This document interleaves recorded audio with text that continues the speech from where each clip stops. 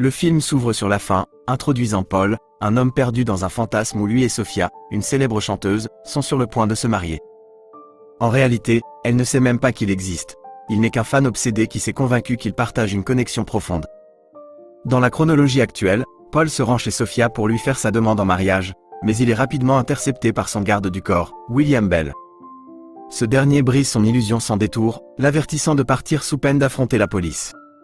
Paul accepte, après un dernier high-five. Mais quelques instants plus tard, Bell retrouve Paul à la porte, cette fois avec un couteau contre sa propre gorge. Paul refuse d'accepter la réalité, insistant sur le fait que Bell est en réalité Sophia et exigeant d'entendre « Je t'aime ». Il force même Bell à porter une alliance, jouant le jeu de sa fantasme tordue. Mais au moment où Bell tente de le désarmer, Paul riposte, le poignardant avant de s'enfuir dans la maison, se perdant dans la musique tandis que Bell reste saignant à l'extérieur. Les sirènes hurlent au loin. 6 mois plus tard, la vie a continué. Sophia est maintenant avec son petit ami, Rod, profitant de la normalité tandis que Bell se remet de sa rencontre presque fatale. La fille de Bell déteste son travail dangereux, et ailleurs, une silhouette nommée JH se prépare pour le retour de Paul.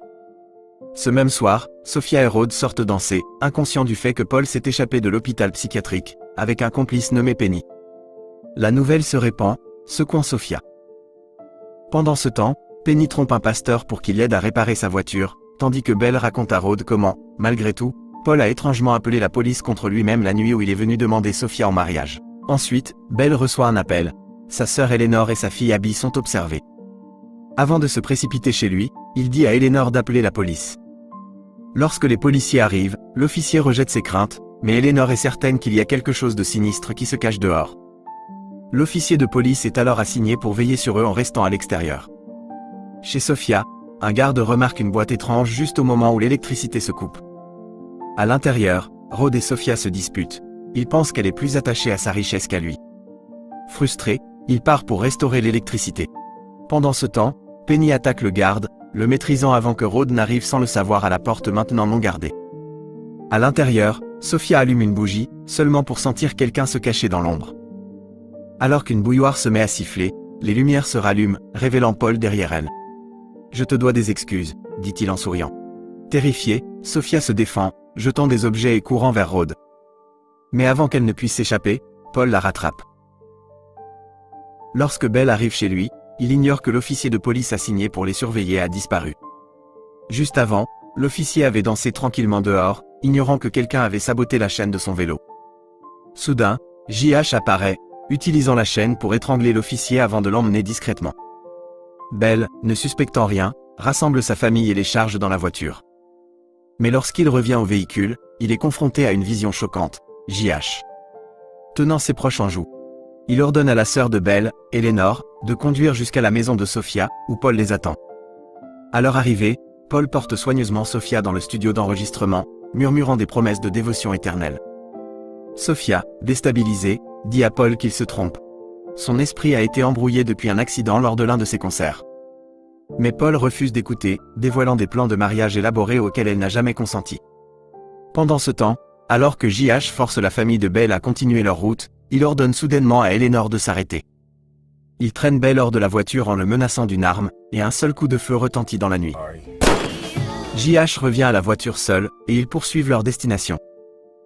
De retour chez Sophia, Paul présente avec enthousiasme Penny à Sophia, révélant que Penny aussi chante et joue du piano.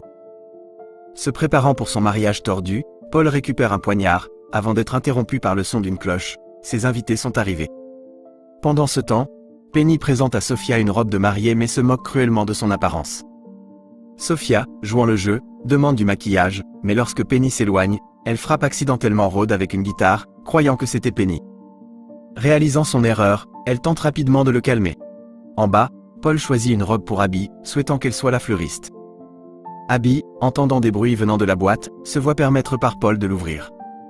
La boîte révèle le pasteur Lutzner, lié et bâillonné, qui avait été frappé plus tôt à la tête par Penny alors que le pasteur se rendait réparer la voiture de Penny. De retour dans le studio, alors que Sophia s'occupe de Rod, Penny revient et la frappe avec une batte de baseball. Une bagarre chaotique éclate, se terminant par Penny remarquant le piano et insistant pour un duo improvisé avec Sophia, chantant une chanson populaire de Céline Dion devant une foule imaginaire, mais plus tard Penny est mécontente du chant monotone de Sophia et la frappe violemment. Avec de la folie dans les yeux, Penny arrose Sofia d'essence, prête à l'enflammer. Mais Sofia renverse la situation, poignardant Penny avec un crochet. Prenant le contrôle, elle trempe Penny dans l'essence, prête à en finir une bonne fois pour toutes, jusqu'à ce que l'hésitation s'insinue. Alors qu'elle se précipite pour aider Rhodes, Penny réapparaît pour un autre affrontement brutal. Finalement, Sofia la domine, l'enfermant dans le studio d'enregistrement et y mettant le feu. Au dernier moment, Sofia éteint les flammes et descend les escaliers.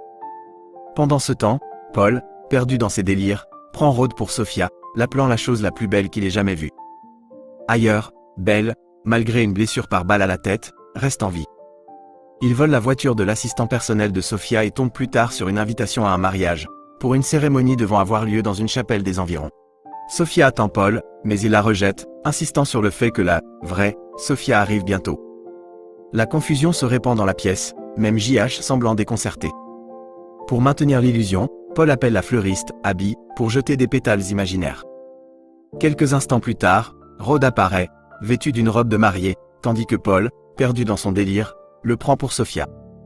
Belle, jouant le jeu, marche Rhodes jusqu'à l'hôtel en tant que père de la mariée, le conduisant vers Paul. Personne n'ose contester la scène, sachant que la rage imprévisible de Paul pourrait devenir violente. Paul demande à Belle de s'asseoir de son côté, soulignant qu'aucune autre place n'est occupée dans cette section de l'église. Belle saisit l'instant et demande la permission de saluer les invités. Sous couvert de civilité, il glisse discrètement un couteau à Sofia. Pendant ce temps, le pasteur se prépare à procéder aux vœux, mais la véritable Sofia proteste, se reprochant elle-même le chaos et exigeant d'échanger sa place avec Rhodes. Paul, cependant, la fait taire, ordonnant au pasteur de continuer. Alors que la cérémonie se déroule, Paul scelle le tout par un baiser, un moment qui rend Rhodes visiblement mal à l'aise. Mais la réalité se heurte de plein fouet lorsque Paul remarque que Rhodes n'est pas la vraie Sofia et le poignarde avec un poignard. Réalisant la tromperie, Paul explose, et le chaos éclate. Le pasteur est projeté au sol tandis que Sofia saisit le couteau, faisant enfin reconnaître à Paul qu'elle est la véritable Sofia, juste avant de le mettre hors d'état de nuire. La situation prend une autre tournure lorsque JH attrape Abby, la prenant en otage. Il exige que Belle laisse tomber le couteau, mais avant qu'il ne puisse réagir, Rhodes attaque par derrière, tranchant la gorge de JH en un seul mouvement rapide. Paul finit par reprendre conscience, mais dans son esprit brisé, le mariage continue comme si de rien n'était. Il s'imagine escorté non pas par des policiers, mais par des domestiques le menant vers une limousine de luxe.